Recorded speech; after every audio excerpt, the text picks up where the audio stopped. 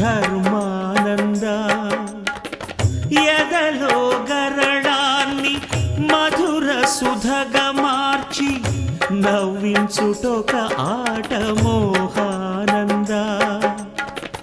పసి గణపతి ప్రాణము తీయుట ఒక ఆట